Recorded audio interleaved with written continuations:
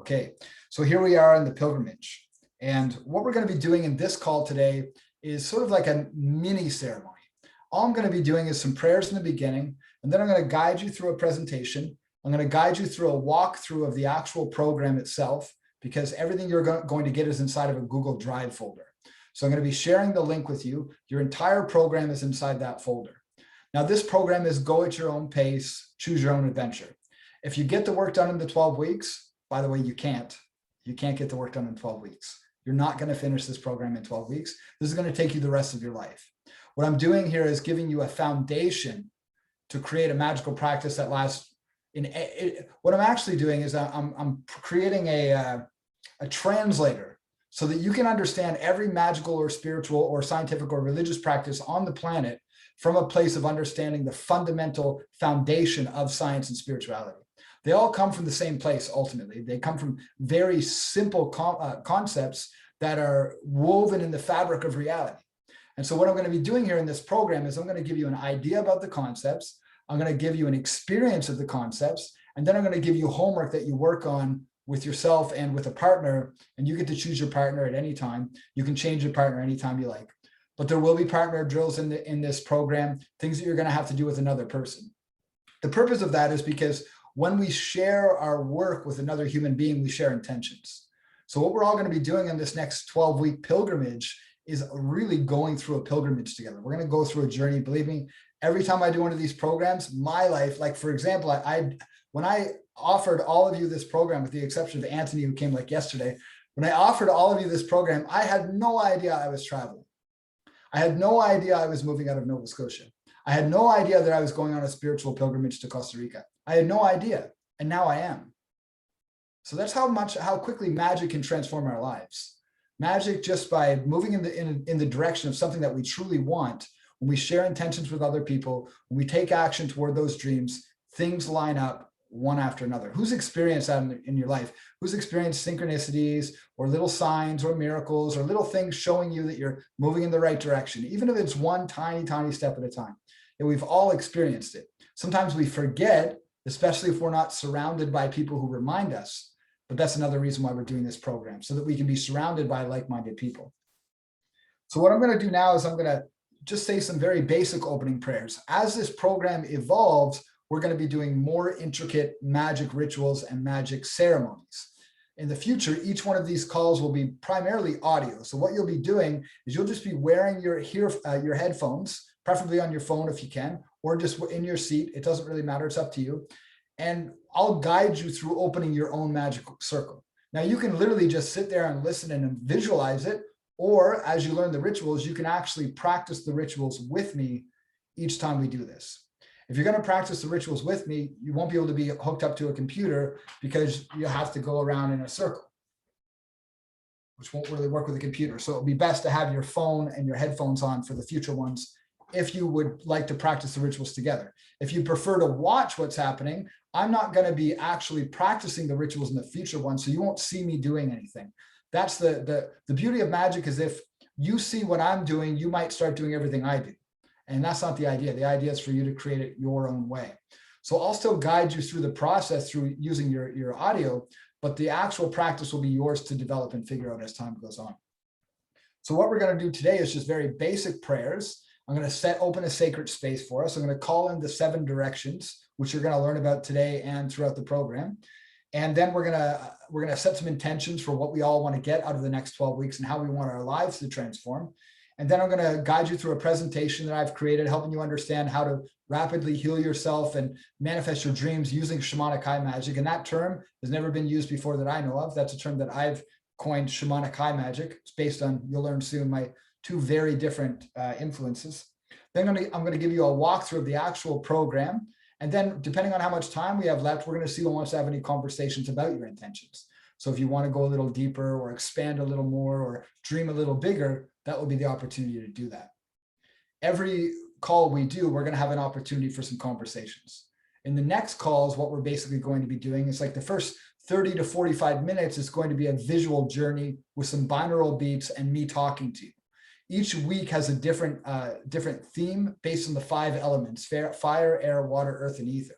So what I'm going to be doing for the next 5 ceremonies is I'm going to be activating your elements, your fire, air, water, earth, and ether elements, and helping you imagine them thriving and being at their fullest potential. And you understand what that means in the presentation soon. So first, what we'll do is we'll start with the opening prayers. And all I'm going to get each of you to do is just close your eyes and take a few deep breaths. Get yourself comfortable. Fill up your entire body with air, breathing in your belly and into your chest, expanding as much as you can, and then just let all of the air go. Expand in your body, again, breathing in your belly and your chest, expand as much as you can, then let it all go. Then one more big breath, just like that, filling up your belly, filling up your chest, and then let it all go. Those of you watching the replay, same thing, play along with everyone here too. So keep breathing with your eyes closed, everyone, breathing really deeply. Your eyes closed, and now focus on your heart. Just place all of your awareness in your heart center right now. And just start by generating the emotion of compassion and gratitude for yourself for showing up to this program. Showing up for yourself, for your family, for your loved ones, for the entire world, because when you change, the world changes. So give yourself some gratitude and some compassion and some acknowledgement for doing this work and serving the entire world just by showing up here today. Every single person on this entire planet benefits when you do this work on yourself. So just keeping your eyes closed, I'm going to guide you through a process of opening the 7 directions. So just imagine that you're standing in the middle of a room right now. You're facing the east corner of the room, and in the east corner of the room, there's an altar, just a square altar sitting in the east corner. You're in the middle of the room, the altar's in the east corner. Now imagine that there's a black candle on the left of the altar and a white candle on the right-hand side of the altar. There's also a ceremonial knife, a wooden wand, a silver chalice, and a circular pentacle, all sitting on the altar. Now just imagine that you're standing in the middle of the room, and just in your mind's eye, just in your imagination, you're going to touch your forehead with your right index finger, lift your left hand up to the sky, and I'm going to vibrate the word Ato. I will now perform the Kabbalistic cross. And in your mind's eye, you're placing your right hand on your stomach and your left hand's pointing to the ground. Malku. Your right hand's out to the right-hand side. Your left hand's touching your right arm. Vigabura. Your left hand is out to the left side. Your right arm is touching your left arm. Vigajula. Your hands are at prayer position at your heart center. Leolam. Rising your prayer hands up to the sky, raising them up. Amen.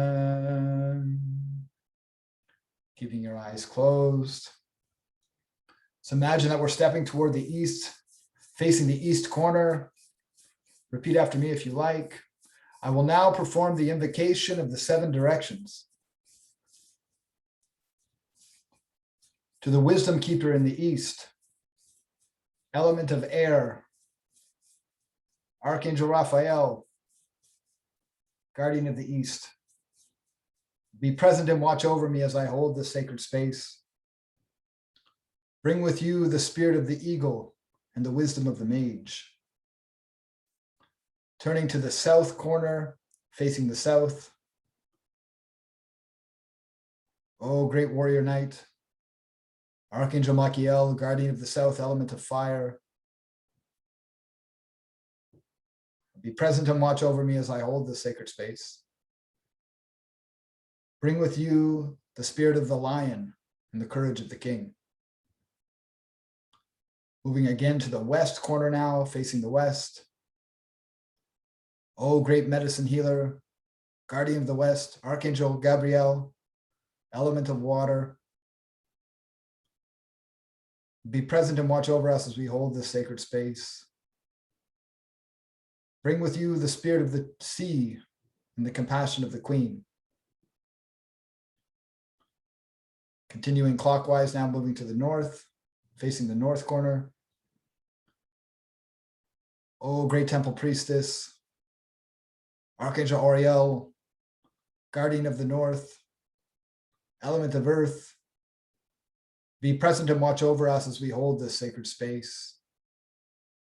Bring with you the spirit of the trees and the humility of the priestess.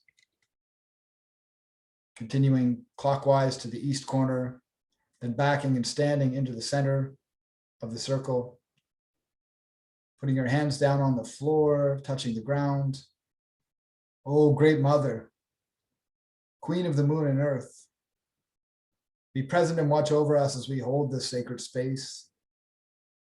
Bring with you the forces from below to nurture our roots and help us to forgive, great mother. Thank you, mother. Bring your hands to the sky, standing up, tall, hands to the sky, looking up to the sky. Oh, great Father, King of the sun and creator of the universe. Be present and watch over us as we hold this sacred space. Bring with you the forces from above to lift us up and show us to our kingdom, great Father. Thank you, Father. Thank you, Father. Right hand to the sky, left hand to the earth. The shape of the magician, the sign of the magician. Oh, great God, great divine oneness, unity of all that is and ever was and ever will be. Mother, Father, Holy Child, hear my prayer. Be present and watch over us as we hold this sacred space. Bring with you the forces from above and below to transform our intentions into actions and manifest them through wisdom and love. As above, so below, as within, so without. So be it, so it is. Amen.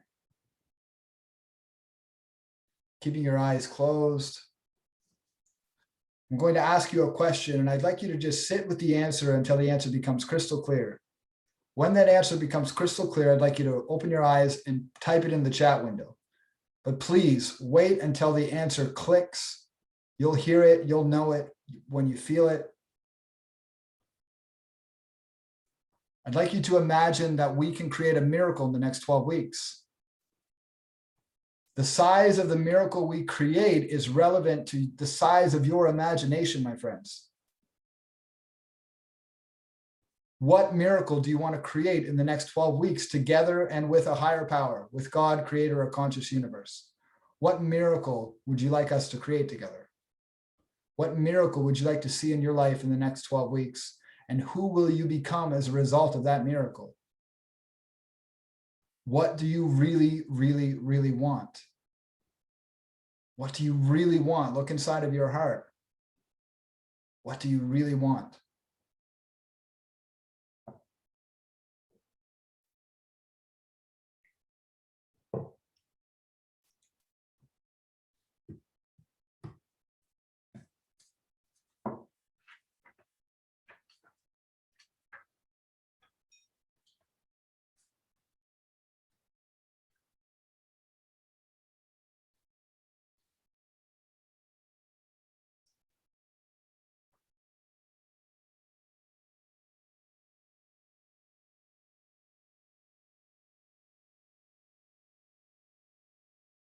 Like I said, freedom and healing from all disease.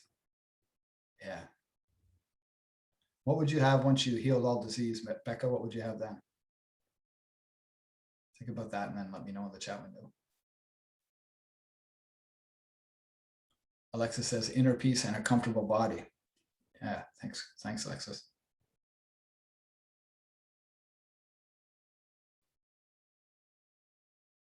I once heard that the secret to comfort is discomfort. I wonder if there's a lesson there.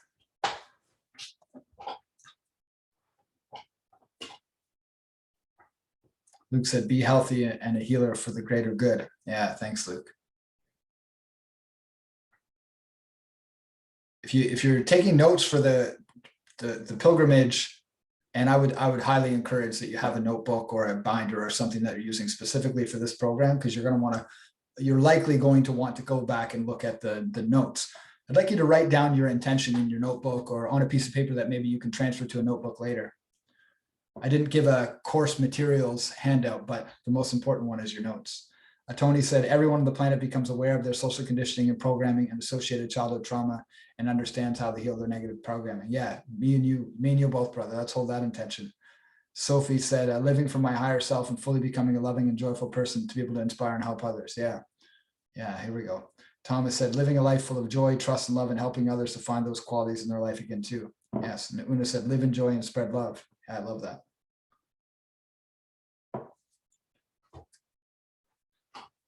So the thing is, as somebody who teaches and as somebody who coaches, I can't possibly transmit the level of faith that I have in you. Like, you will never know the level of faith that I actually have in you.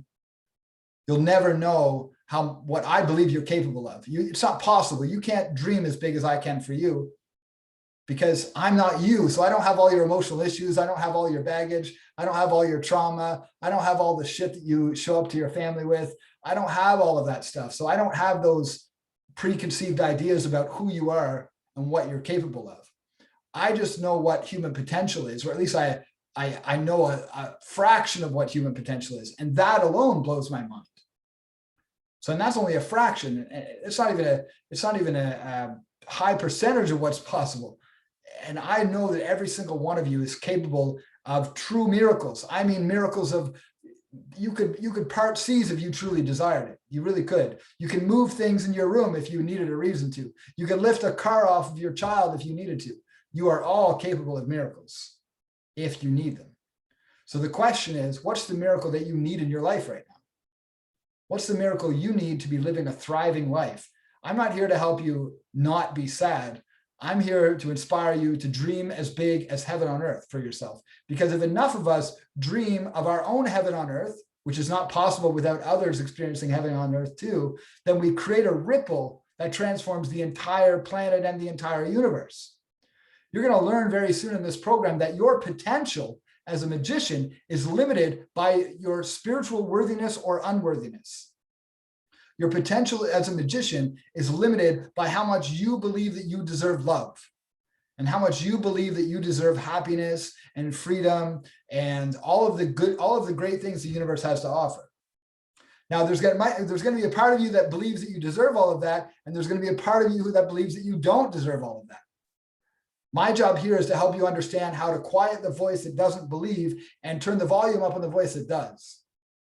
And I'm going to do that by helping your analytical mind understand you and your creator from a perspective of very simple science.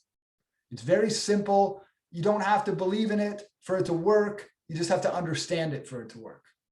You'll believe in it through experience. The more you experience miracles in your life, the more you believe that miracles exist. That's just how it works. Aristotle said, our mind has a mechanism of self-contradiction.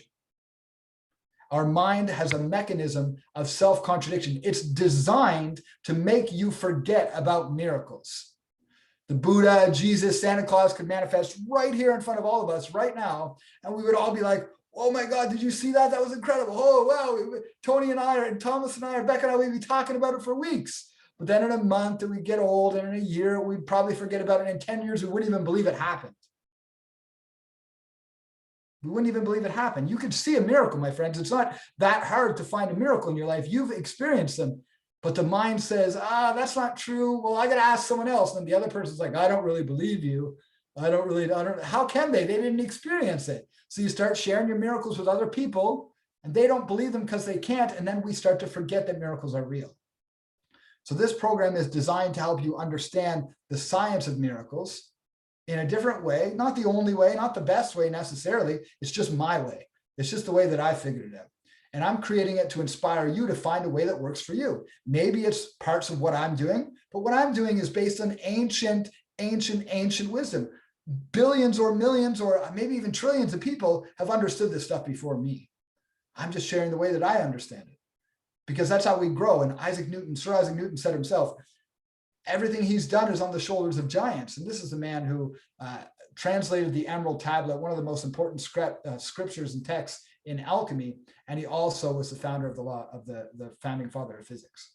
So we all have this capability inside of us. We all have this ability to connect to our inherent genius and our inner nature.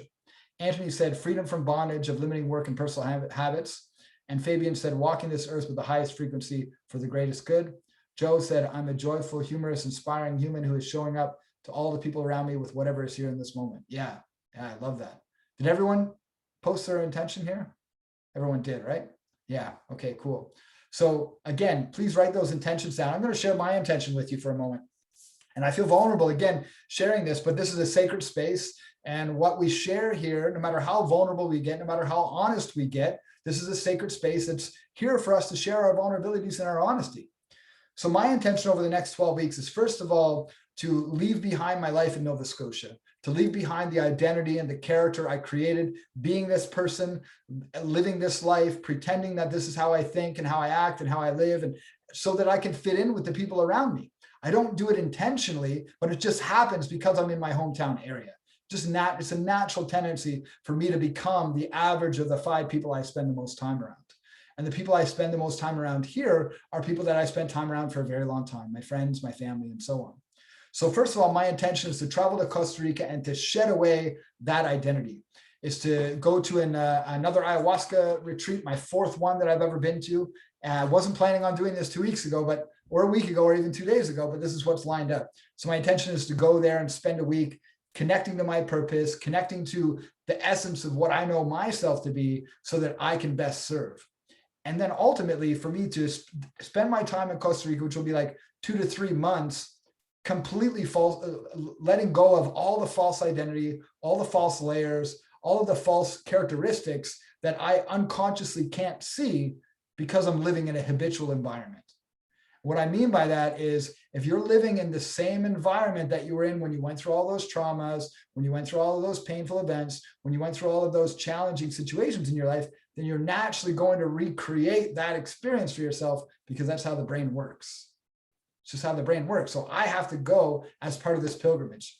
Now, again, I had no intention of going on a pilgrimage when I started this program, The Pilgrimage, but that's just how the universe kind of lines up. And one thing I'll share is, I just started reading the Quran lately. I've got a Bible here, and I've got the Tao Te Ching over there, and I got some others, but the Quran came to me. A man was giving them away on this local, on Facebook Marketplace, in the local Facebook. And the first day I picked it up, see if I can find the chapter for you. The first day I just picked it up and I prayed and I said, show me what I need to read in this book. And the chapter was, I think I might have told one of you this. I might have told Alexis already. Where is it? I swear it'll be worth the wait.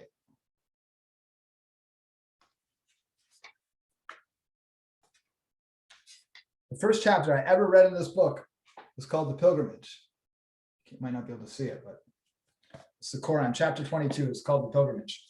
I'm not kidding about this stuff, everyone. This is how my life is like this on a regular basis. These little synchronicities show up. They show me where I'm supposed to go, what I'm supposed to do, and I have to follow it, because if I don't follow it, that's when I experience suffering.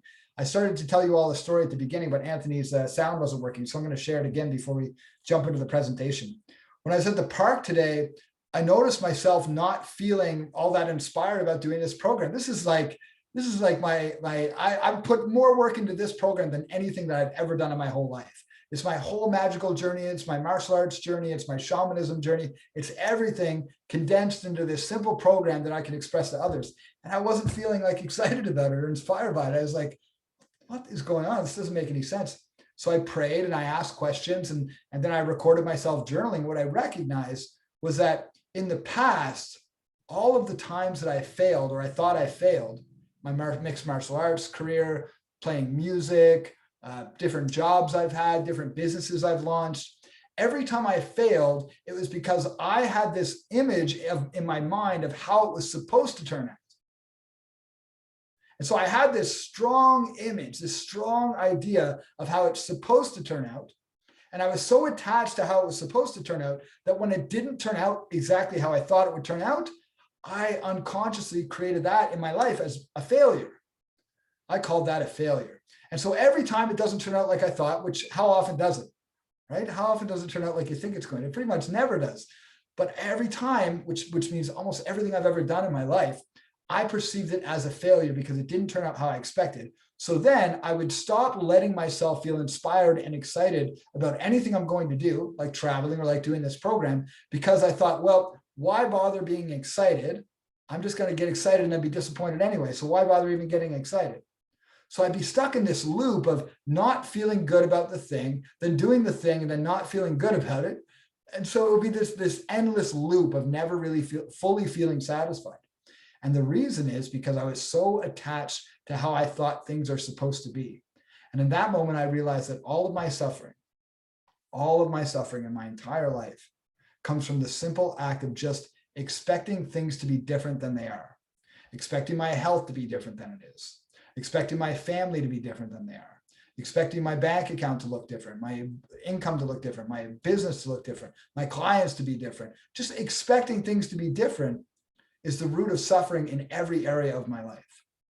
Now, on the other hand, what I recognize in the same moment is that every time things don't turn out the way I expect, that's usually when I'm most surprised, most excited, most in flow, most feeling the playful adventure that I truly desire. Because as a kid, nothing ever showed up as I expected it to. And that was a good thing.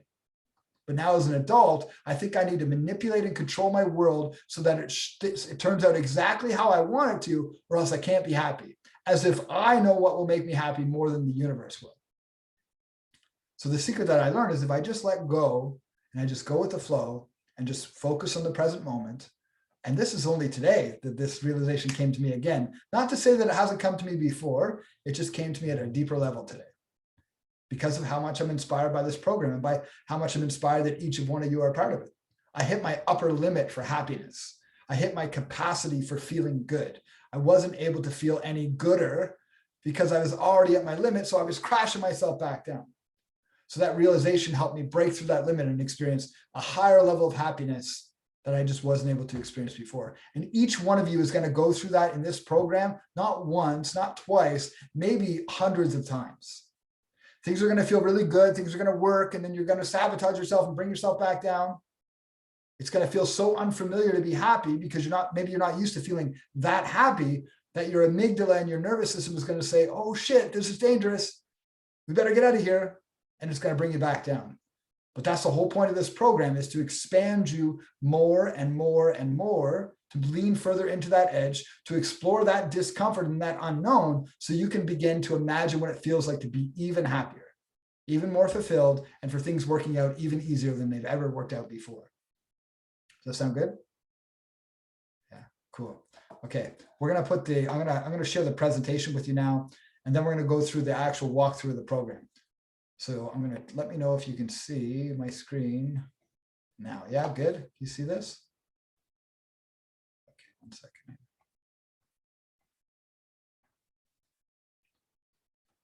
Okay, so I've got my notes here. I'm going to be reading from them at certain points, and otherwise you can just follow on. Take notes if you like. So this presentation is how to rapidly heal yourself and manifest your dreams using shamanic high magic. So I always like to give a disclaimer before any of my videos about magic or about healing yourself or about spirituality or my political beliefs or any of that. You shouldn't blindly trust or believe anything that I'm going to share with you. These are my experiences filtered through my psychology, filtered through my perspectives, my beliefs, my observations. Everything I'm going to share with you is just my perspective. And any spiritual guru or any spiritual teacher or anyone who doesn't let you know that what they're sharing is not real, it's not truth, it's not law, it's just their understanding of what's real, what's true, and what's law. So the most important thing to understand in magic is that you have to question everything, because you have no reason to believe that Ricky Goodall even exists. I could be just a reflection of your consciousness, just like a character in your dream, here to remind you to become all that you're meant to be. So question everything, find a truth that works for you, and don't blindly trust anything that I share with you. So my name is Ricky Goodall, and I believe that you are the most powerful magician in the universe. The most powerful magician in the universe. not the second most, not the third most, not the fourth most. You are the most powerful magician in the universe. That's who resides inside of you. That's what that's what the top level of your potential is. That's what you're capable of. So it's 2015.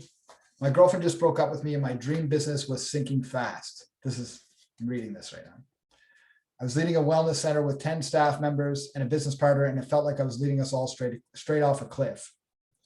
It was just 2 years after I retired as a nationally recognized MMA fighter, and I was feeling like a complete failure. I had no close relationships to family, no close friends, and I remember many sad nights where I would come home from work, sit in front of the TV, and fill myself with junk food while watching The Simpsons reruns. I wanted to lead an inspiring business that was making a difference and that improved the lives of others. And I wanted to have the freedom to travel whenever I wanted to and to be able to work from anywhere in the world. But instead, I was working 50 to 60 hours a week in a business that I was starting to hate, and I had nothing to show for it. Deep down, I wanted to feel like I was doing something that mattered and as if I was contributing to a better world. I wanted close relationships, deep friendships, and an intimate partner to share life with. I wanted to be part of a community of powerful coaches and healers and to collaborate with others like me. Yet it seemed like almost every day I was losing my temper, saying something I didn't mean, and sabotaging another relationship in my life. Who knows that feeling?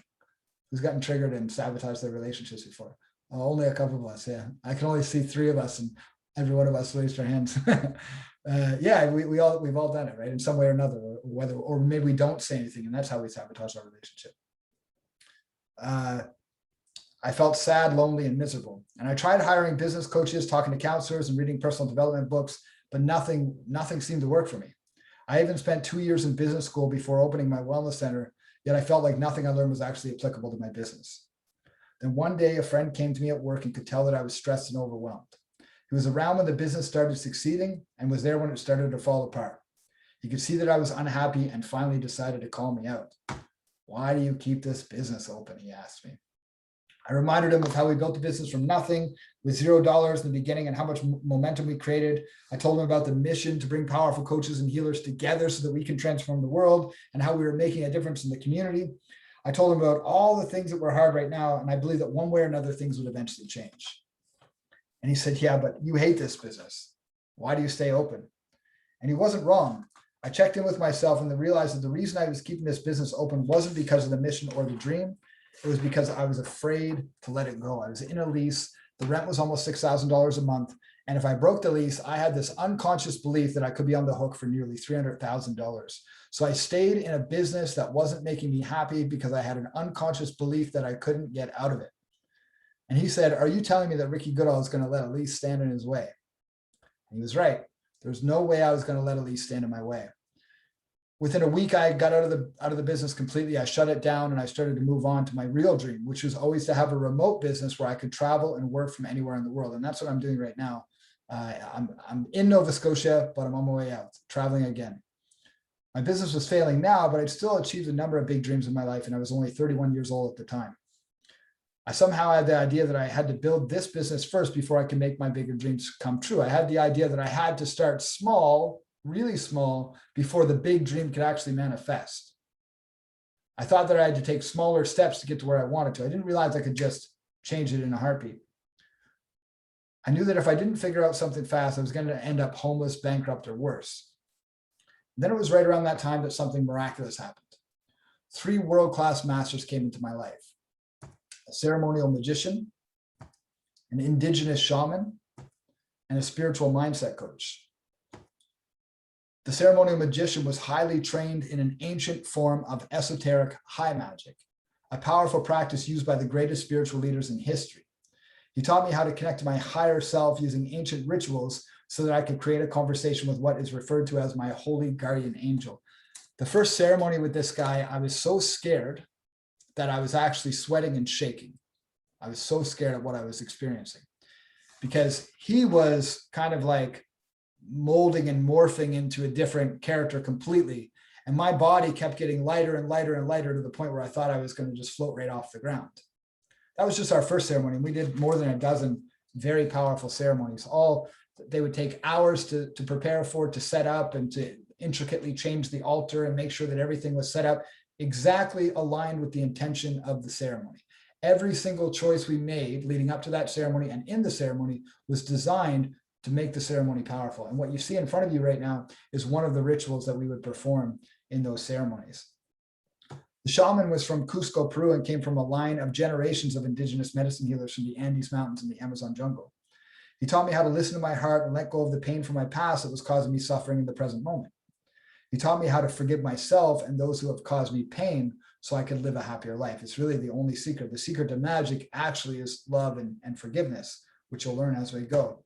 And the coach, this is my coach, Giovanna. She worked with me since 2016. She taught me how to use my intuition to make decisions about my life and business that would lead me to inevitable success. She taught me to take massive action on my goals and dreams so I could use the force of the universe to help me achieve them. While working with these three masters, I discovered something that would change my life forever. The secret that each had taught me, the magician to connect to my higher self, the shaman to connect to my heart, and the coach to connect to my intuition, were actually different ways of saying the same thing. Each master was teaching me how to connect to a part of myself I barely even knew existed. I experienced states of being in the flow and performing in the zone when I was in my fighting career, but I had no idea that I could connect to this part of myself at will, leading to transformational insights, extraordinary growth, and rapid healing. Throughout my apprenticeship with these masters, which continues even today, I learned three very important secrets that the average person will never learn.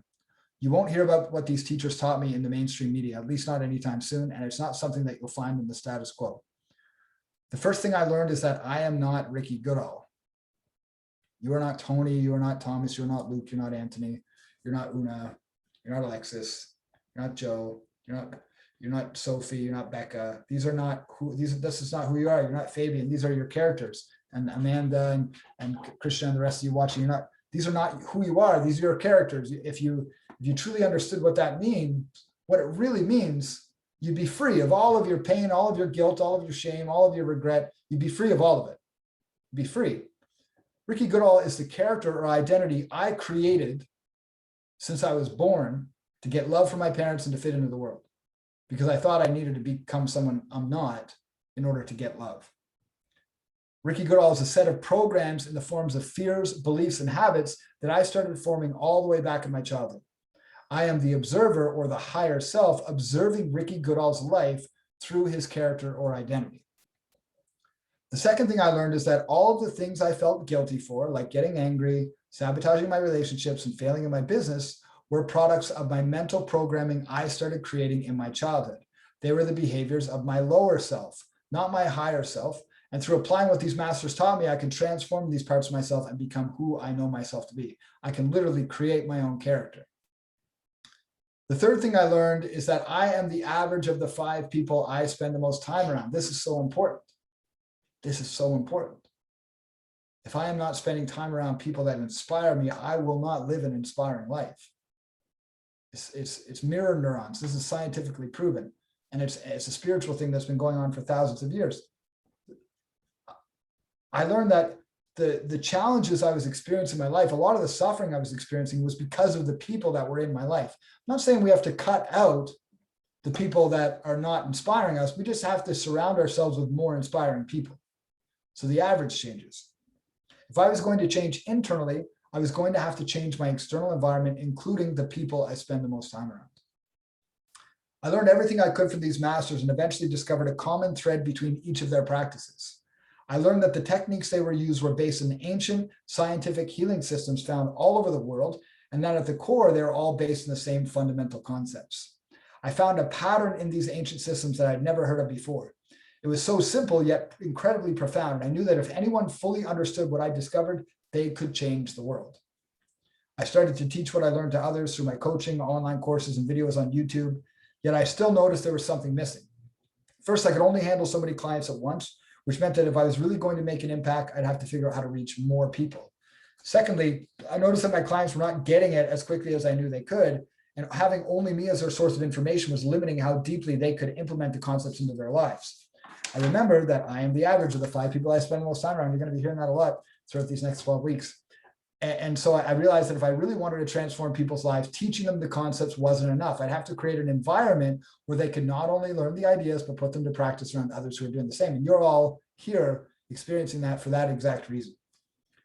I realized that if I really can't teach people what I learned, I can only show them the experience, and they would have to experience the magic for themselves.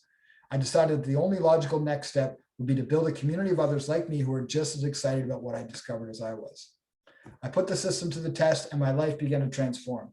I created a prosperous coaching business that allows me to work from anywhere in the world. I traveled to California, to Peru multiple times for more training, and the places like Chicago and Mexico, taking all my work with me and never missing a beat. I released an audiobook, recorded a demo album, and started a new relationship with somebody I'm truly in love with. Using this system, I helped CEOs expand their 7-figure businesses, helped political leaders win their elections, helped athletes win their competitions, and even watched a client have a baby after trying unsuccessfully for years. This stuff really works, my friends. This really works. I've witnessed true miracles in my life. Not only am I able to meet new and inspiring people everywhere I go, but I've developed the social skills to connect deeply with other people in a matter of minutes. I've developed a superhuman sense of self-love and self-acceptance, and can honestly say I'm happier than I've ever been. It's now my mission and purpose to create space for other brave leaders to discover and become their superhuman selves, their higher selves, because we are all so powerful, so much more powerful than we've been led to believe. I believe that we are all God, creator, or conscious universe, pretending to be just human, and that with the right environment and shifts in mindset, we can transform ourselves and ultimately transform the world. It's my mission and purpose to eliminate spiritual unworthiness. That's my why. That's why I get up in the morning. That's why I do this work with each of you. That's why I write books. That's why I record videos. That's why I do everything I do, is to eliminate spiritual unworthiness. And my mission over the next 10 years is to inspire 100,000 brave leaders to dream as big as heaven on earth. I believe that we can really create that together. And I believe that we're all capable of contributing to that in our own unique and special way. So here's what you're going to learn in this presentation and throughout the next 12 weeks. So you're going to learn, what is your higher self?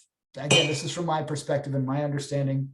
You're going to learn what is shamanism, what is high magic, what is shamanic high magic, what are the elements, what is the ceremony, what is a ritual, what is a spell, what is initiation, what is the great work, what is the path, what is the pilgrimage. So let's start with the higher self. So Elon Musk recently said that there's a 1 in a billion chances we're in a base reality. In other words, there's 1 in a billion chances we're not living in a simulation. 1 in a billion chances. Those are huge numbers. 1 in a billion chances that we're not living in a simulation. Neil deGrasse Tyson, who's one of the greatest astrophysicists who's alive today, said there's better than 50-50 odds that we are in a simulation. Better than 50-50 odds. This is one of the most brilliant men on our planet today. Author Steven Erikson said, is the universe holographic? Probably. Get microscopic enough and you start seeing pixels.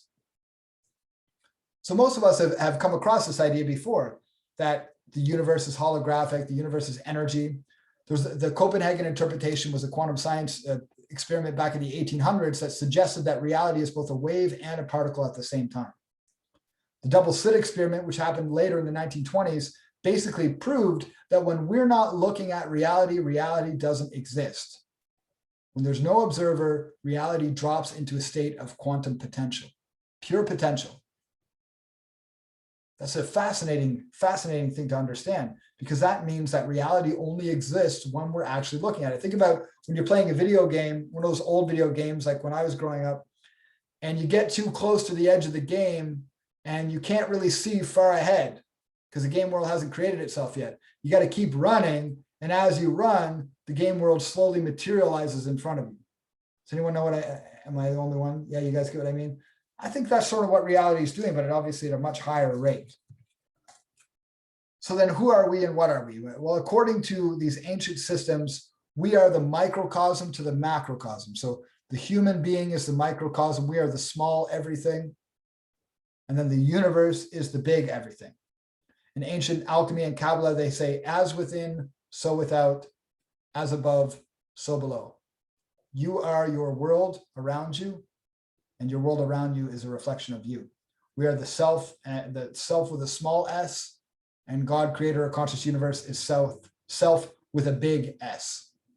No separation. Another way I like to think about it is, imagine you're playing a video game right now. Imagine that you are the character of the video game. Thomas, Tony, Anthony, Luke, Una, Alexis. This is your character. This is your avatar. This is the character you've decided to play the game as. You are not the character. You are the higher self playing the game, pretending you're the character. You think you're the character because that's how the game is designed. It's designed to trick you into thinking you're the character.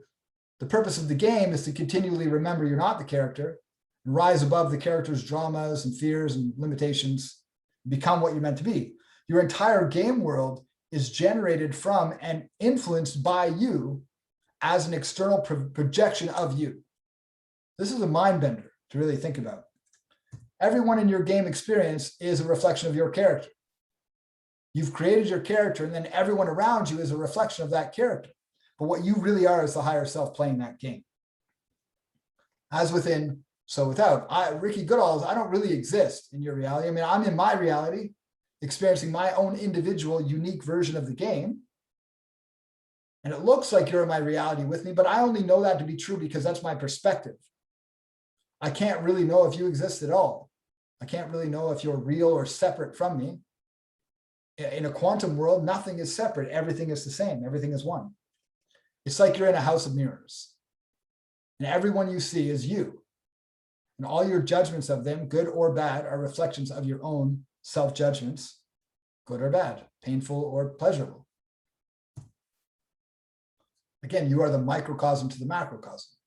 You are the creator of your experience, and your entire universe is your kingdom. I have my own kingdom, you have your own kingdom, and everyone else here on the call has their own kingdom.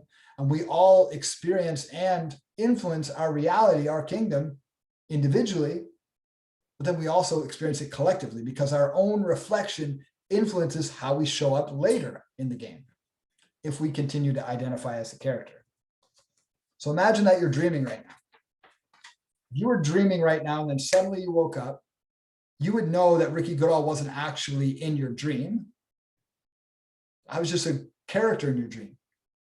You were the dream world and the character experiencing the dream world.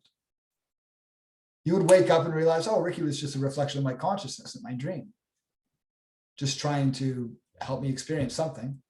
I don't really know what, I don't really know why, maybe, or maybe you do know why. That's how this whole concept of magic works. The most important, they call it the terrible secret. The most important concept to accept is that I don't know what I don't know. And I can't possibly know that any of you aren't just God, creator, or conscious universe, tricking me into thinking I'm separate from everything so I don't go totally crazy and think that I'm here all by myself. Because that's the continual battle. It's the surrendering to, well, what if I am? What does that mean? Well, one, I can't get angry at my parents anymore. Can't get angry at my kids anymore. Can't get angry at my friends anymore. Can't get angry at the government anymore. Can't get angry at religion anymore. Can't get angry at anyone because they're all me. All I can do is take personal responsibility and do something about it. All I can do is change myself so that the world around me changes. How could you know? How could you know if you were dreaming or not? I think it's time to take a quick break in case anyone needs to use the washroom, and then we're going to finish the presentation and move into some the walkthrough and then some reflections after that. So let's take a quick break and we'll come back in 5 minutes. Okay.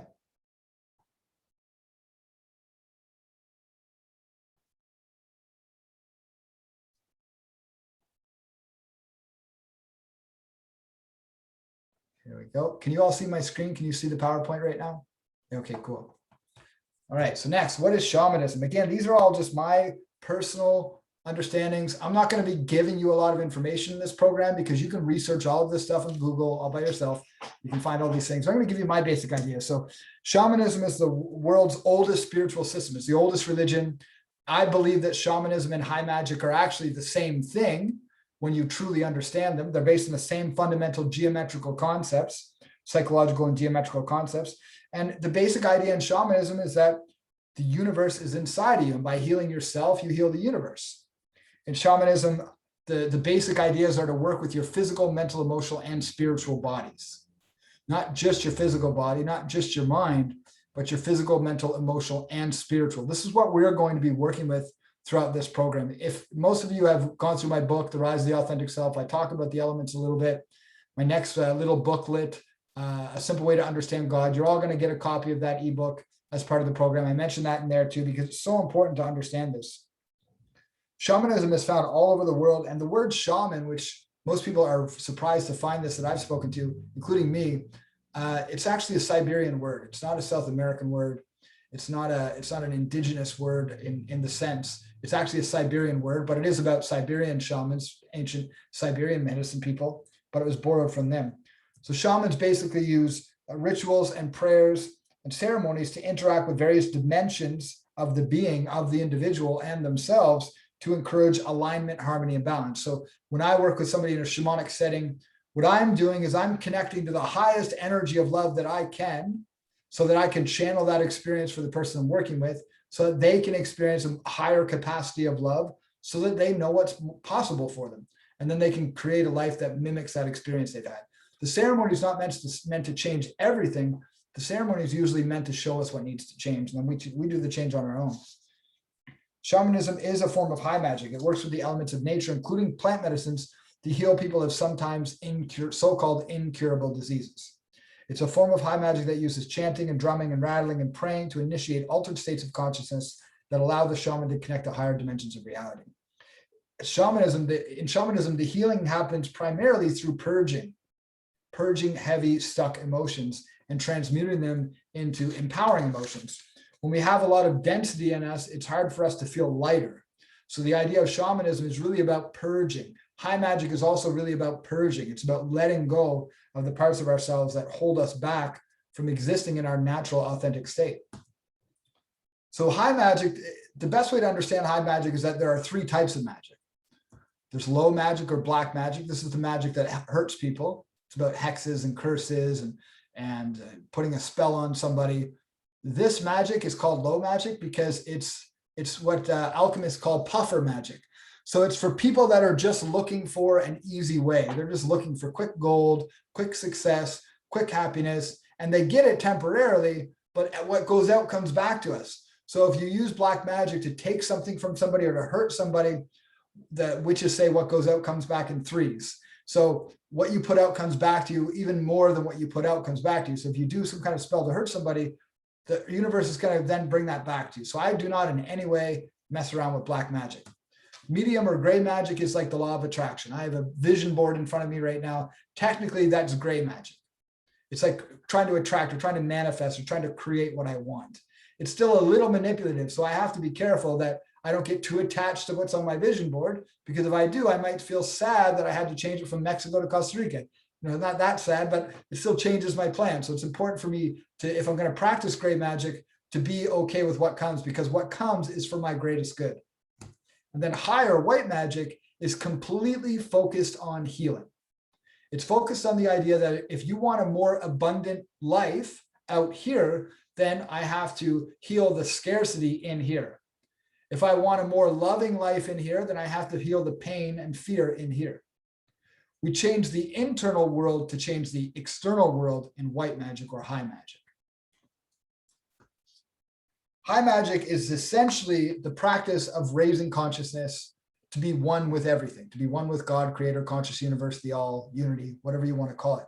High magic is about raising our frequency to the point where we exist as that higher self.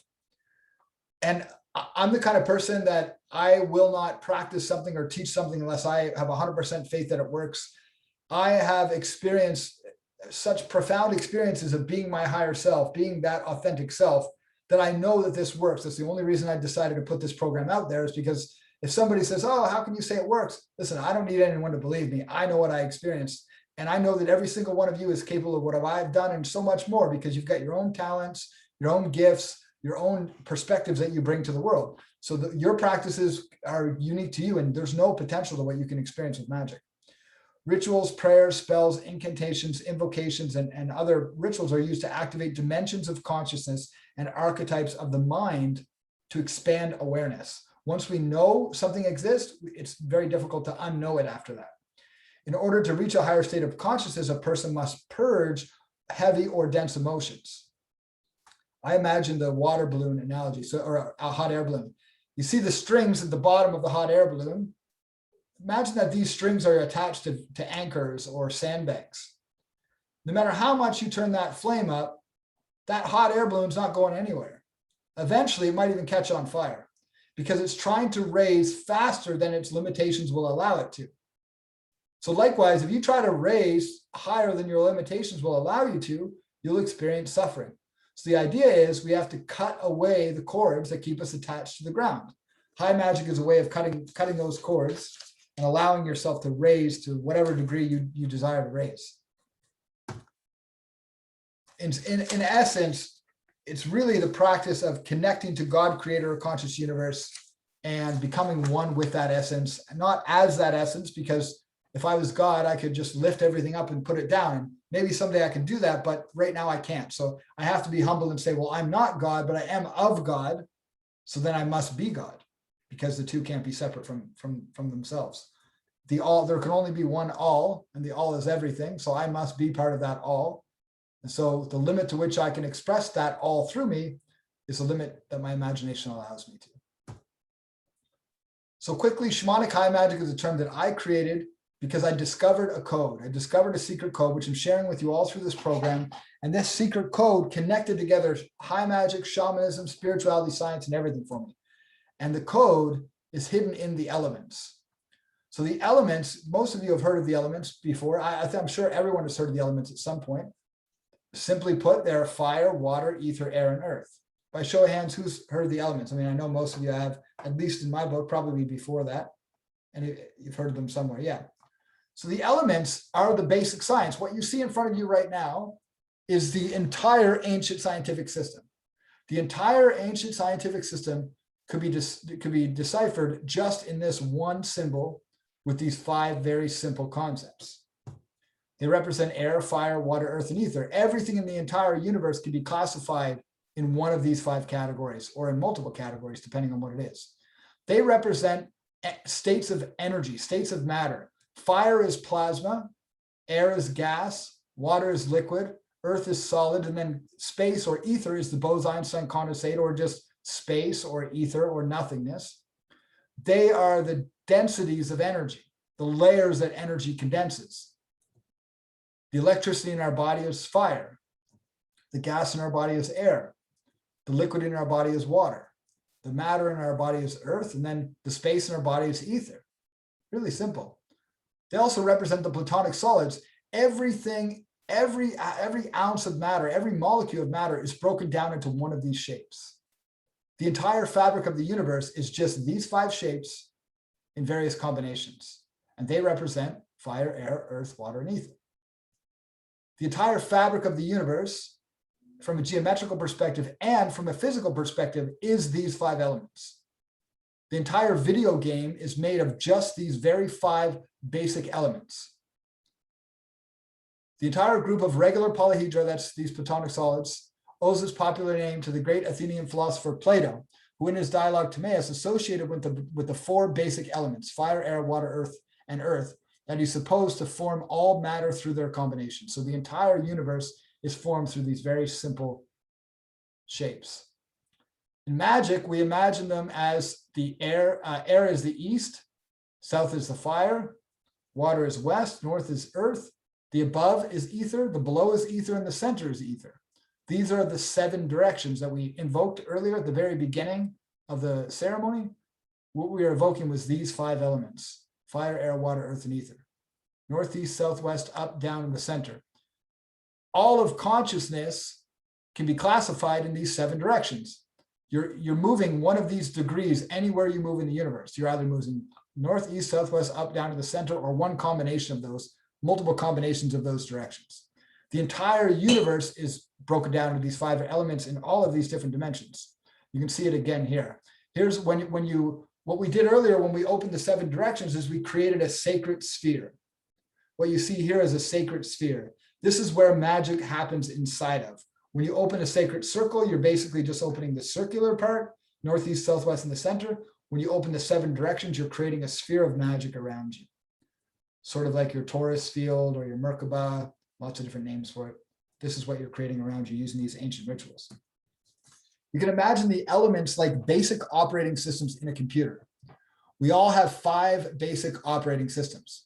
The fire element is one operating system, air is another operating system, earth is an operating system, fire, or they say fire, yeah, fire is an operating system, ether is an operating system.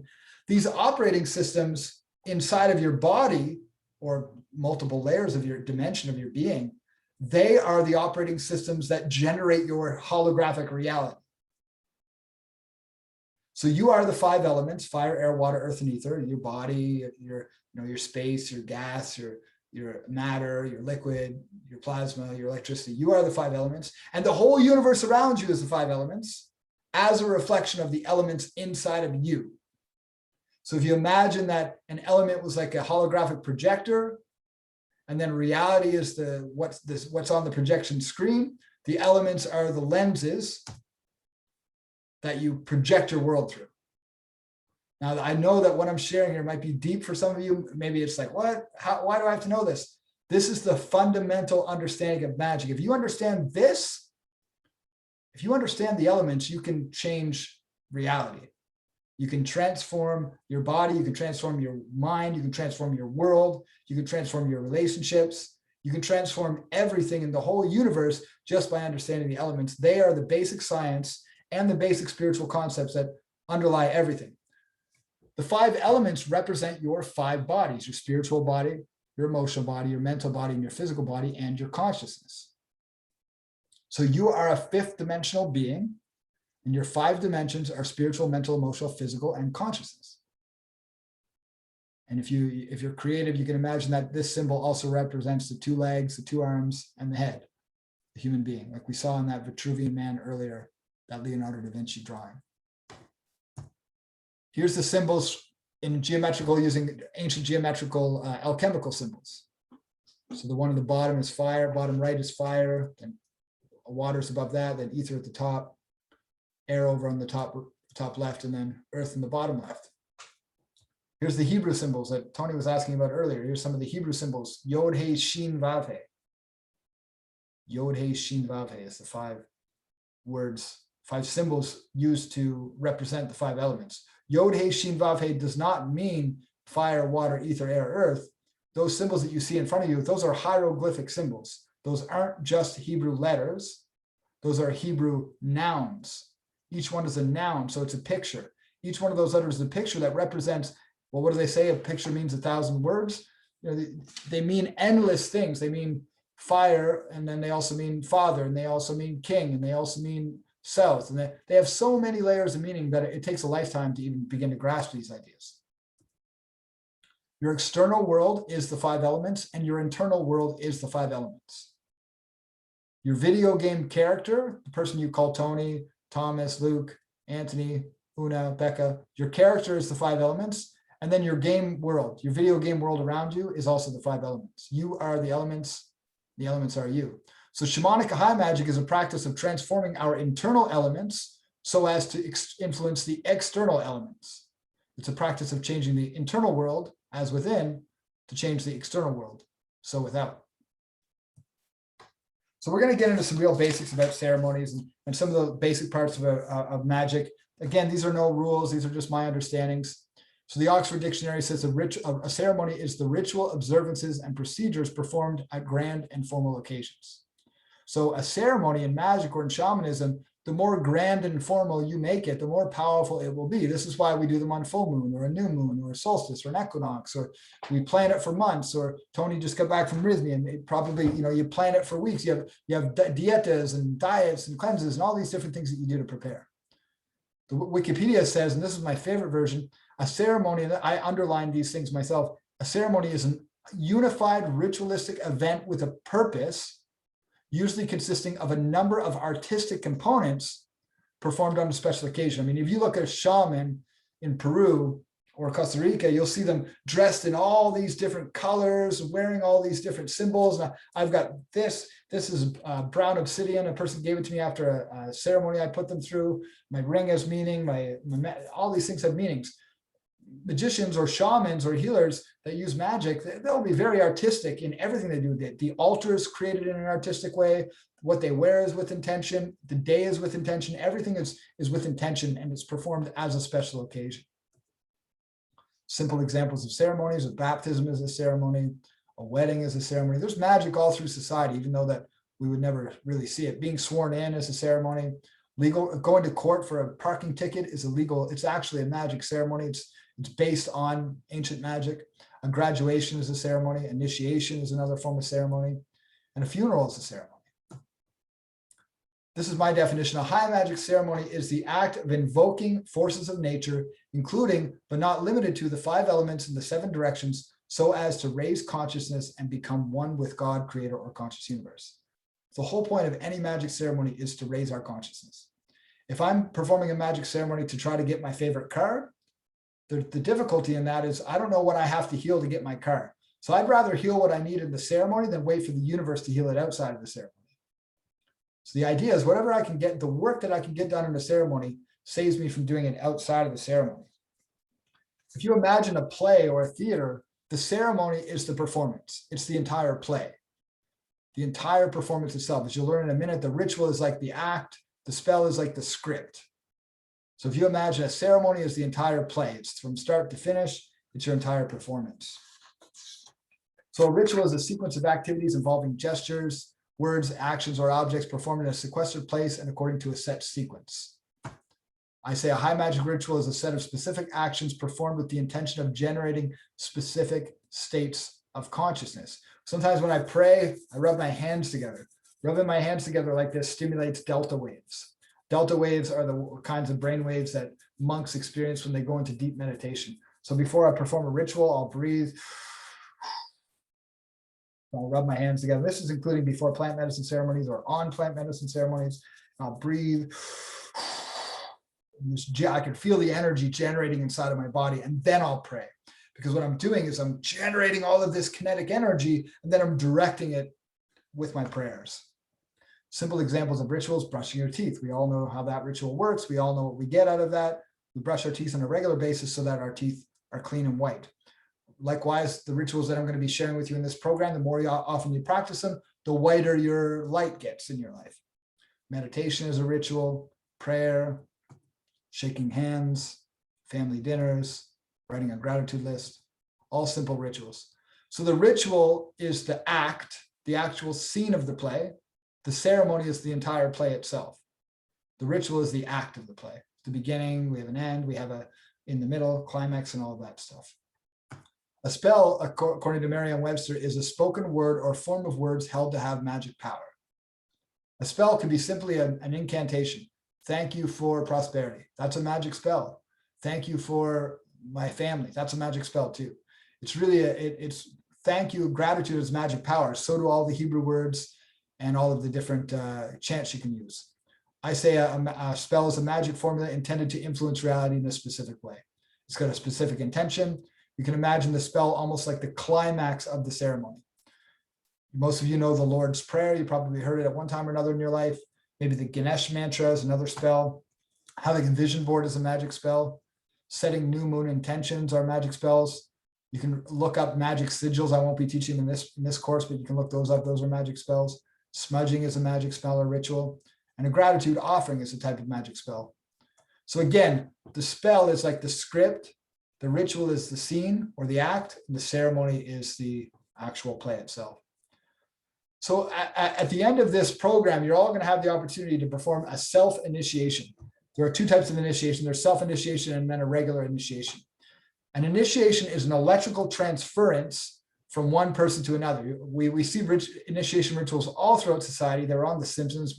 Some of you might remember that episode. I forget what the organization was called, but Homer was joining the secret society. They have an initiation ceremony. It's the action of admitting someone into a secret or obscure society or group, typically with a ritual. So really, it's an electrical transference, an oral tradition and electrical transference between an initiator and an initiate with the purpose of activating and awakening the true authentic self. When I initiate someone else, what I'm doing is I'm transferring my understanding of magic and healing and shamanism to them subconsciously. They might not have like a big instant download all of a sudden where they remember everything or understand everything I do, but the concepts they'll understand them much quicker through initiation than they will without it. Again, you might not believe in this thing, and it's really something you have to experience, but it's been going on for thousands of years. You're all going to have the opportunity to perform a self-initiation at the end of this program, where I actually recorded the MP3, the same prayer that I would give somebody if I was initiating them one-on-one. So here's some examples of initiation ceremonies. Again, a baptism, a bar mitzvah, a graduation, fraternity initiation, shamanic initiation, which I've gone through, high magic initiation, which I've also gone through. And I was going to put another one on here. I forget what it was. Yeah, I'm not sure. Here are some basic rules of shamanic high magic. Now, there are no rules. That's why I put it in quotation marks, because there are no rules. You're the magician. The rule is do as you will, as long as you do live in the love being the law. So love is all there is in the universe. Love all, harm none. If you harm anyone else, you're only going to be harming yourself. Question everything. No limits to that parable or that phrase. There's only love in the universe. All of our suffering, all of our pain, all of the things that we've been through, that's just love trying to reorganize us, trying to rebalance us, trying to harmonize us. There's only one all. You can call it God, you can call it creator, you can call it Allah, you can call it the universe, call it whatever you like, but there's only one all. It's simple math. There can only be one everything. What you reap, you shall sow. What you put out will come back to you. Very important to remember. All paths lead to love. People complain about, I hear people sometimes complain about in my circles about these so-called Satanists that exist in the world, or so-called evil religions that exist in the world. All suffering leads to love, because a person can only suffer so much before they eventually surrender to love. So even the darkest paths that people take eventually in this life or maybe the next, I don't know if we have multiple lives, but eventually leads them to love, whether it's in this life or the next. And again, you are the universe. And I put that with a Y-O-U to emphasize the fact that you are the universe. There's no separation between you and the universe. So the great work is the uniting of opposites. That may mean the uniting of the soul with God, of the microcosm with the macrocosm, of the female with the male, of the ego with the non-ego. Aleister Crowley said that. So the great work in simple forms is cleansing the 5 energy bodies or the 5 elements, purging the 5 energy bodies or elements, harmonizing the body or elements, reprogramming the bodies or elements, deprogramming the bodies. There's many ways to understand what we're doing in the great work, but most importantly, it's unifying the elements, unifying the external world with the internal world so they become one. In other words, so we become one with everything. So what's the point of the great work? To create our own experience of heaven on earth and to master the video game, to become masters of our own experience. And so the path, as you'll be learning shortly, is a system that I've channeled. I never thought that I would say that publicly before, but I channeled this entire system from a higher power. It's based on 5 stages, which you're going to learn throughout the program, 5 stages where you go through the process of learning how to heal and tame your energy bodies. How long these stages take, 1, 2, 3, 4, and 5, is different for every person. It could take the rest of your life. Maybe it never happens. Maybe it doesn't happen in this life. Maybe it happens really quickly. It's different for everyone. So the path is the actual system that I'm going to be sharing. It's a high magic system. It's based on Kabbalah and alchemy, but it's my perspective. And so the pilgrimage, this journey that we're all going through together, is really the journey from your false self to your authentic self. It's the journey of peeling back the layers and becoming who you're really meant to be. You might also call it the journey from your false self to your higher self, to the true essence of what you are. If you've heard of the term hero's journey by Joseph Campbell, this is your hero's journey. This is your experience from becoming just the little old person who's from that little old town, who lived that little old life, to becoming who you really are, to becoming the hero of your own story. That's what the pilgrimage is, and that's what the point of the great work is. So then the final question, are you willing to master the game and become your higher self? So that's our presentation, everyone. Thanks for watching. I'm going to just go through the actual program itself now. It's very basic to walk through. It's a Google Drive folder, but it will give you an idea of what we're doing. So let's see here. Okay. So what you're going to receive when this call's over, I'm going to send you a link. This is the program itself. It's broken down into all these very basic folders so you know where everything's going. This is your mission map. This is going to tell you what you're doing each week, what your assignments are, and where you need to find them. And this is an archive folder. So I'll show this to you first. This is different books and texts. So I went around the internet and I found as many of the free PDFs of these ancient texts as I could, the ones that I think are most important, that have been most influential for me. And so the Buddhist texts are the Lotus Sutra. Chinese text is the Tao Te Ching by Lao Tzu. Christian text, I have the Gospel of Thomas. This is the hidden gospel, wasn't included in the Bible. And then the Unknown Life of Jesus Christ. This book transformed my life. It's about the 16 years of the man we call Jesus and what he might have been doing during that time. Some Hebrew texts, the Sefer Yetzirah and the Zohar. Indian texts, the Bhagavad Gita and the Upanishads. There's some magic texts here. These are the books that have changed my life more than any others.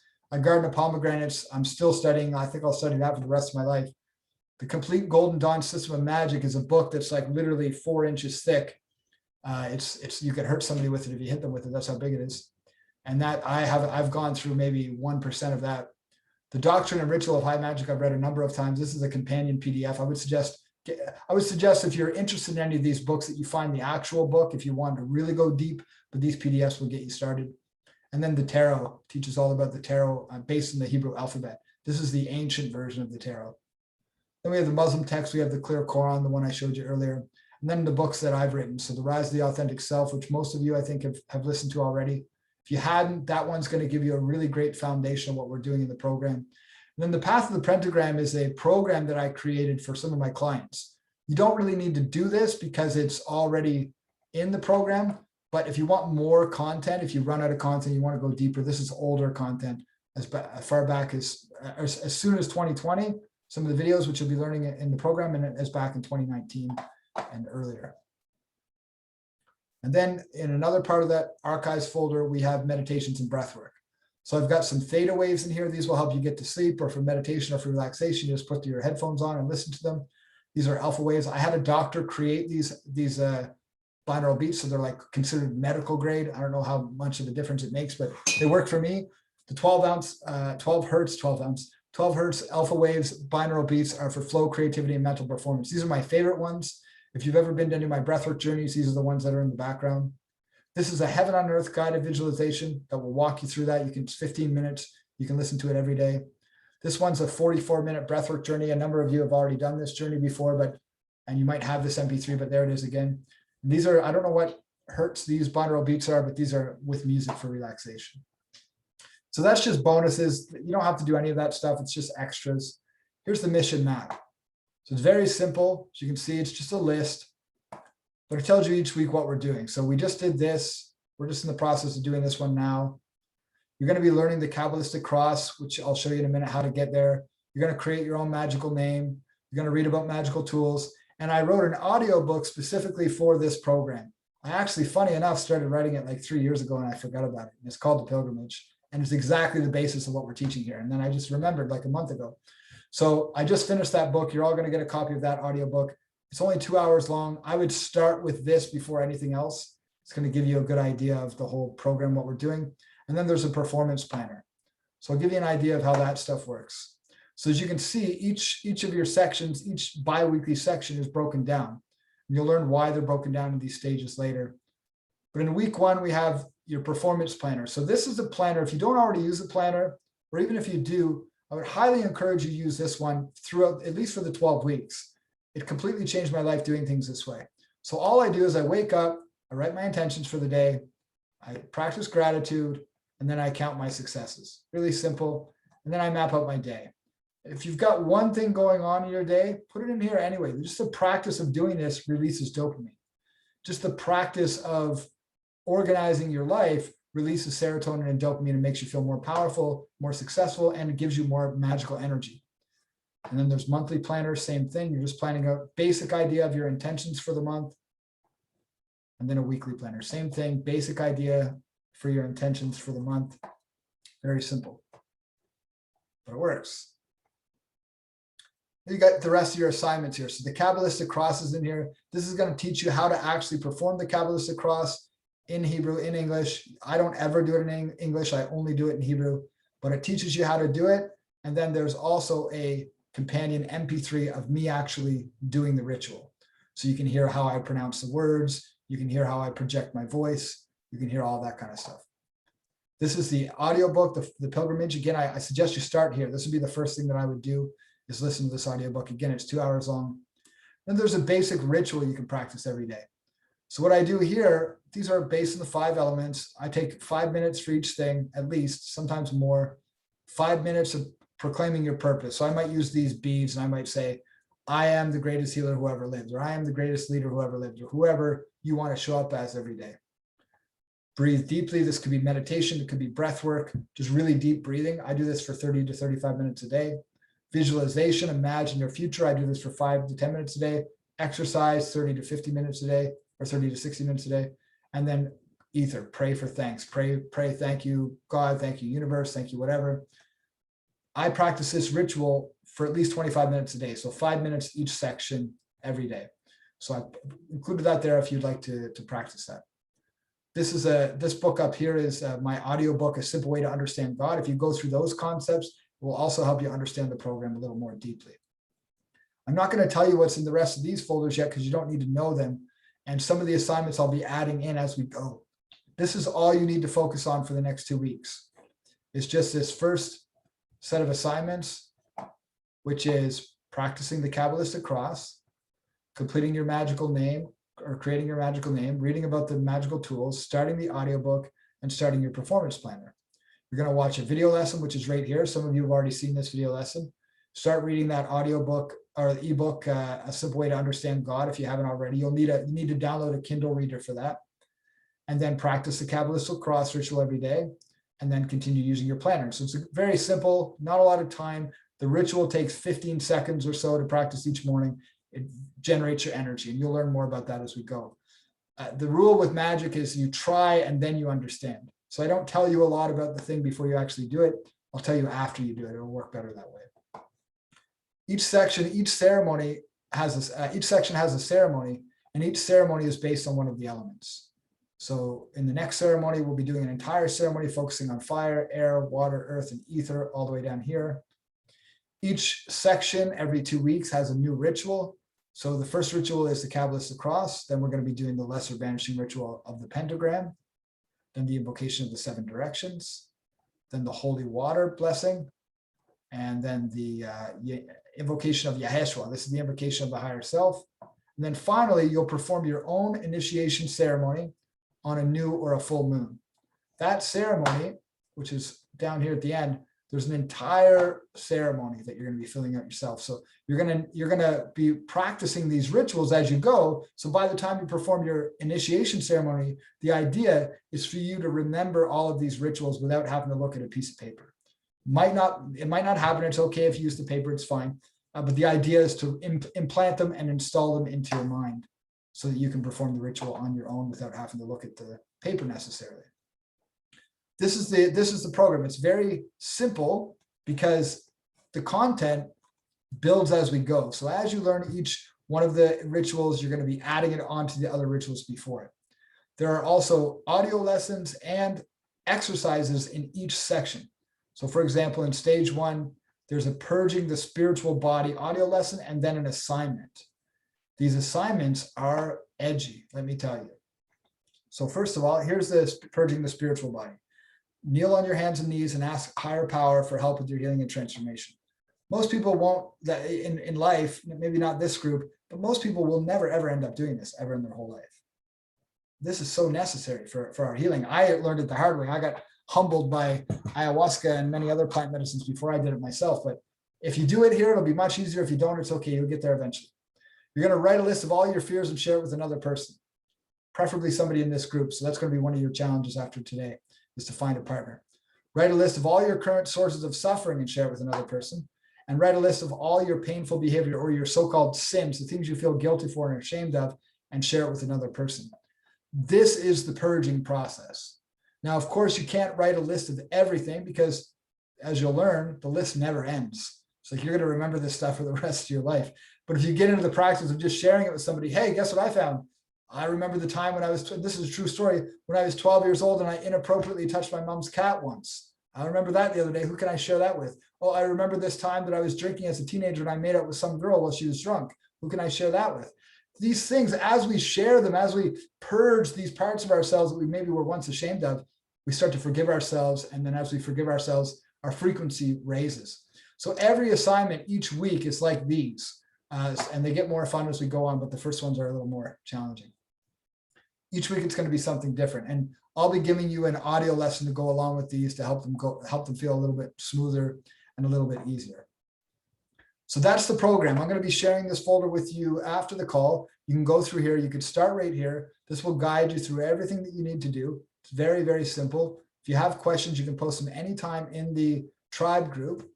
That group is going to be used for your not just connecting with yourself and sharing your assignments, but connecting with each other and meeting others in the program. So you're going to be, throughout this program, I'm going to be encouraging each of you to reach out to a different person each time you do one of these assignments. So each section 1, reach out to somebody, say, hey, can I share my list with you? And maybe they share their list with you, or maybe they're sharing it with somebody else, and that's fine. We're just going to share the list. You're going to read the list for the person. That's it. You're just going to be their witness. The reason that confession works so well in religion is because the act of confessing alone is magic. That's where the purging really begins. And then we can keep going from there. One thing I want to say is, I know that at least a couple of you are here because you want to use magic with plant medicines. Now, if you look at ancient teachers, some of them will say, don't ever use high magic with plant medicines. Shamans will say that's the only time to use plant medicines is with high magic. I'm not going to be teaching you how to use plant medicines with any of this magic, but I have used plant medicines with all of it. I've used anything from cannabis or psilocybin or dimethyltryptamine, even ayahuasca, using these rituals. It's like anything in life. If you haven't used a plant medicine before, I don't encourage you to use one by yourself. I don't encourage you to use them without a guide or with somebody there to help you. If you are experienced, even if you are experienced, these rituals are powerful. So please don't underestimate them. Understand that if you're going to practice this stuff, there are risks involved with it. Risks mostly being that it's a really intense experience and you cry a lot and and you release a lot, and usually always ends up turning out better at the end, but it can be intense. So just be careful as you're going. So we've got a few minutes left before we close up. Does anyone have any questions or any comments? Just raise your hand and we can have a little chat between now and the end if you have any questions or comments or anything you want to share about what we've gone over. I know it was a lot of content, a lot of information. Wanted to get it all done in the 2 hours. Anyone have anything?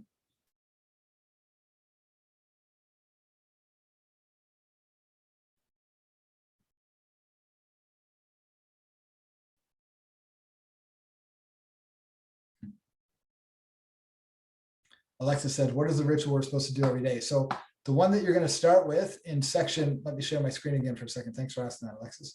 It's going to be different every section of the program. But in the first section, it's going to be, let me see if you can see this. Can you still see? You guys can see inside of this, right? Inside of this folder right now. Okay. So the Kabbalistic cross is the ritual you're going to be practicing for the first 2 weeks. If you already know that the Kabbalistic cross, you can skip ahead to the lesser banishing ritual, the pentagram. You just can't skip ahead to anything else. So again, there's no rules with this program. This program is go at your own pace, choose your own adventure. So if you want to skip ahead, go ahead. You can do that if you like. I would encourage you to go deeper rather than wider. So rather than trying to do a bunch more stuff, I encourage you to focus more on what we're doing in each section and master that before you move on to something else. The Kabbalistic cross, for example, takes 10 to 15 seconds once you know how to do it. And it might seem very simple, but mastery comes from repetition. So in martial arts, they say you practice the technique 10,000 times to become a master at it. So if you can practice the Kabbalistic cross 10,000 times in the next 2 weeks, and you get there before the next 2 weeks, you can move on to the next one. If you've already been practicing the Kabbalistic cross for a long time, that's fine. You can move on to the next one anytime you like. But if you're new to it, I encourage you to just stick with that single ritual so that you can see how it changes in your day-to-day life. Any other questions?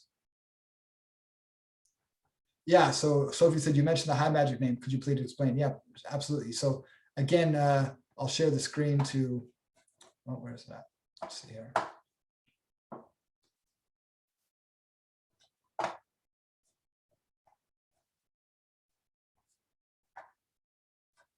Okay, there we go. So in the creating a magical name, all of your assignments have directions. So if we don't go over it in the call, most of them are pretty self-explanatory, but this one's a fun one. So this isn't mandatory. You're not going to share this necessarily unless you want to, but your homework today is going to be to reach out to somebody new to create, and when you create your magic name, to share it in the group.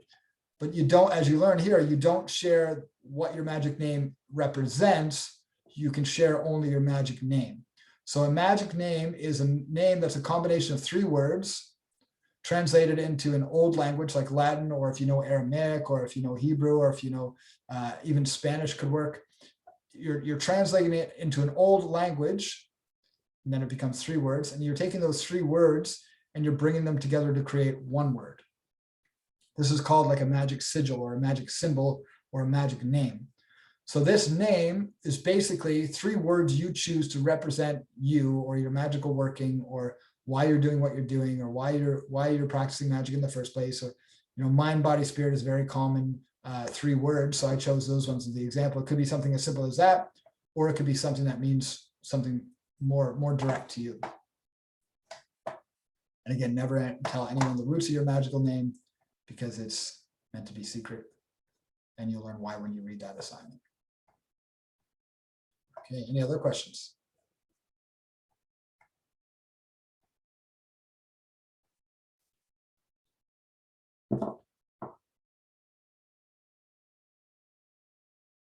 Yeah, Tony said morning ritual. Yeah, so the morning ritual is really up to you. The morning ritual that I shared is my morning ritual, and that ritual is just what I do for fun. So I set my intentions for the day to honor the fire element. I breathe deeply to honor the air element. I imagine my future to honor the water element. And as you learn what the elements represent, you'll be able to change how you honor your elements every day. But the idea is to just spend a few minutes each morning sort of priming or activating or warming up your elements. If you imagine each of your elements like a body, what do we have to do when we have too many cravings for junk food? We have to tame our body. We have to tame our cravings. Or when we want to work out, we have to train our body to get in better shape. It's the same idea. You need to train your elements for them to run in harmony with one another. And as you'll learn throughout the program, when your elements are living in harmony with one another and they're vibrating in harmony with each other, you no longer exist as the character, you exist as the higher self.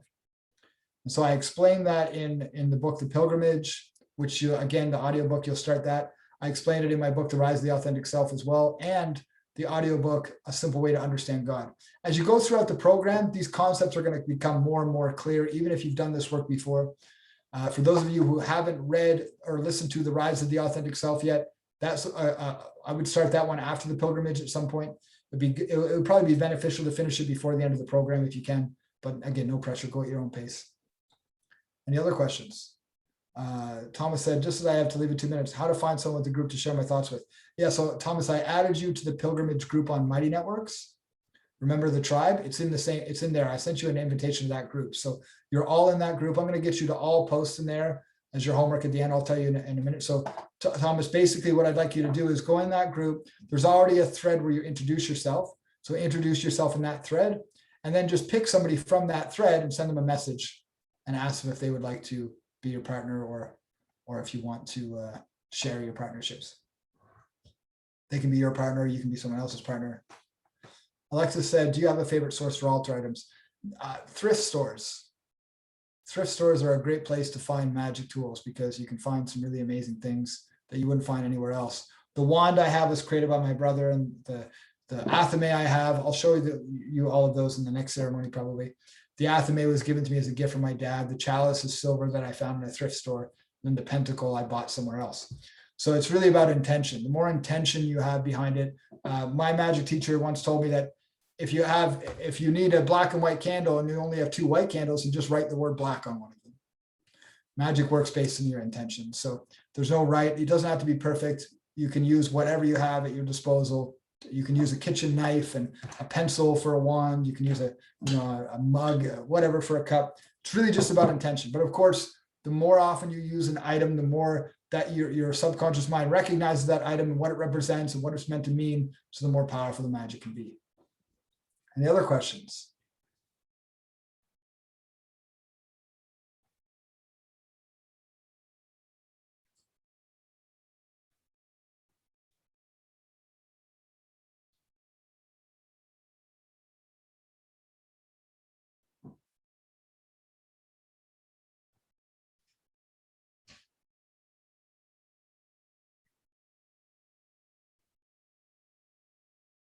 Anything anyone would like to share, or would anyone like the microphone for a minute to share anything? Unmute yourself.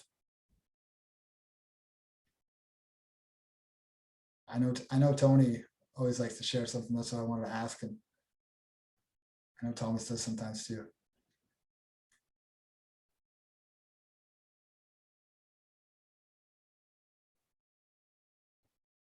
This call is going to be a lot less interaction, but in our next calls, we're going to be doing a lot of interaction with each other. We're going to be doing some games and having some deeper conversations about our healing work and the things that we're experiencing throughout the program. Okay. Thanks, Tony. No worries. Cool. So, all right. So you can watch, you're going to be able to watch this presentation later. If you want to take more notes, you want to go deeper into it.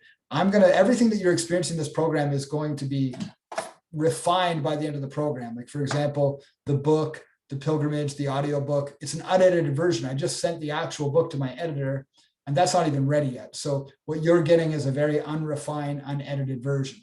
Likewise, the presentation you just saw is going to be a video that's going to be refined by the next 12 weeks. You'll get a copy of that later too. What you're actually getting here in the pilgrimage is I would call it like what's the most politically correct way I can say this? It's like what I would call my Bible, what I believe to be my testimony of how to connect to God, how to understand God, how to become spiritually worthy, how to heal myself, how to create the life I want to experience. This is my version of that. I created it to encourage you to all do the same thing. I think you should all create the exact same thing, whatever your Bible is, whether it's the Bible of martial arts or the Bible of playing pool or the Bible of sales or whatever your understanding of something in your life is. This is my way of doing it. So what you're actually experiencing right now is a beta rollout of a program that's going to eventually be an app, which is eventually going to be an entire kind of online school app, all in one. The app is called The Tribe. The pilgrimage is the program. And the idea is that we're all on a spiritual journey together and we're just sharing that space. Some of you have been with the tribe since last July when we started. We tested it for about 6 months. We got some great feedback. I put it in hibernation mode for a little bit while I'm figuring out where I'm moving. So what you're experiencing now is the first program that's sort of launching from that. So everything that I put in this program, I've been working on it literally for like 5 years. So it's a condensed version. It's going to continue to grow as the program grows. So you'll have access to this program in a year from now or in 2 years from now. And as it changes, you'll have access to everything. So you'll have access to the new content, access to the new audiobooks or the new rituals or the new work that's in it. My intention with it is to create sort of like a magic school so that you always have everything that you need to heal yourself. And whatever you don't have, you can contribute in the group by sharing with the others. Okay, so let's close the 7 directions and finish the ceremony. And then you can all start your homework and kind of go from there. So again, just to be clear, if you want to write this down, your homework is to complete your assignments. They're on the mission map, including the magic name, and share your magic name in the group, in the tribe group once you have chosen it. And find a partner to share your assignments with. Now in the first section, there are no assignments, so it won't be necessary to share any of them for the first 2 weeks, but you'll have that partner. Now I encourage you to find 10 or 15 minutes to connect with this partner on a Zoom call, whoever it is. And it can change every 2 weeks. Or maybe you like the partner you're working with, you can keep them. Maybe you have more than one partner, it's fine. Choose a partner, find a time in the next 2 weeks to schedule a 10 to 15 minute Zoom call with them. Just anyone in the group, doesn't matter who it is. Okay, so that's it for week 1. You'll see the assignments, they're pretty simple, pretty fun. So I'll just get you all to close your eyes. We'll just get ready to close the ritual. If you open the ritual with me, you can also close it with me if you like.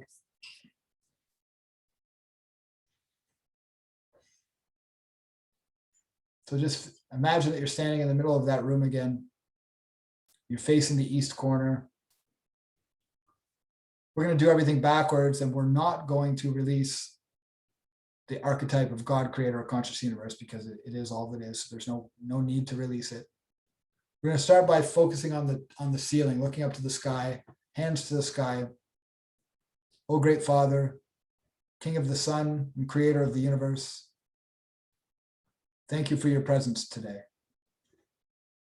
I now release you to your lovely realms and bid you hail and farewell. And then just touching the floor if you can, or imagining touching the floor.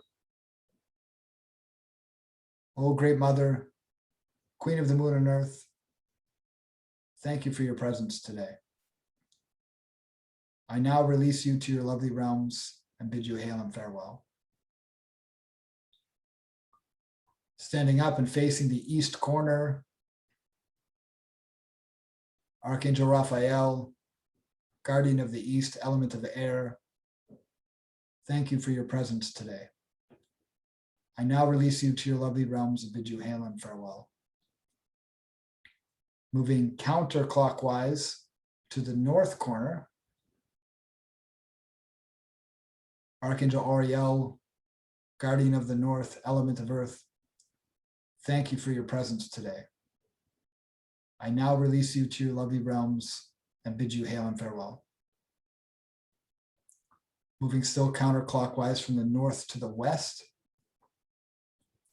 Archangel Gabriel, guardian of the west, element of water, thank you for your presence here today. I now release you to your lovely realms and bid you hail and farewell. Counterclockwise one more time to the south. Archangel Machiel, guardian of the south, element of fire, thank you for your presence here today. I now release you to your lovely realms and bid you hail and farewell. And then moving back to the center, we're just going to perform the Kabbalistic cross one more time. So right index finger on the forehead, left hand to the sky.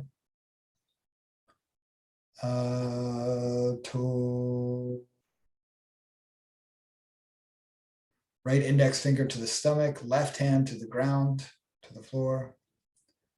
Malku. Right hand out to the right hand side, left hand touching the right arm. Vegabura. Left hand out to the left side, right hand touching the left arm. Vegajula. Hands at prayer center, at the heart center.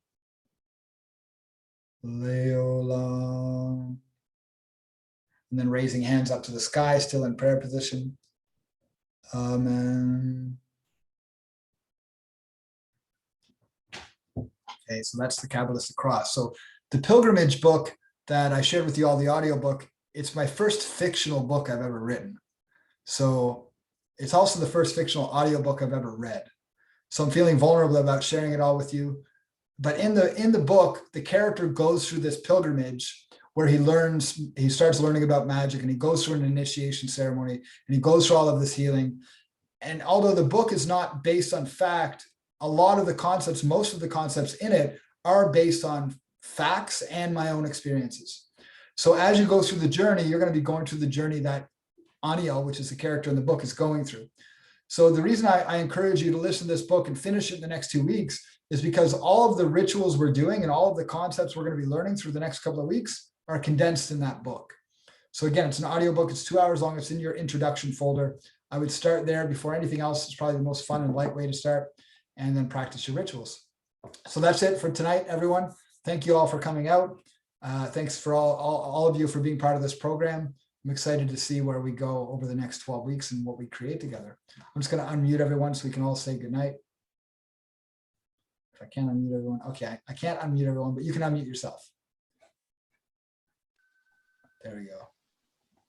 Thanks, Ricky. Thanks, Sophie. Thanks, everyone. Thanks, Ricky. Yeah. Thanks, Thank you. everyone. Thank Thanks, you so Ricky. much. Thanks, Thank everyone. you. Bye. Thanks, See you everybody. all Bye, very everyone. soon. See you soon, everyone. Bye, everyone. See you next time. Bye.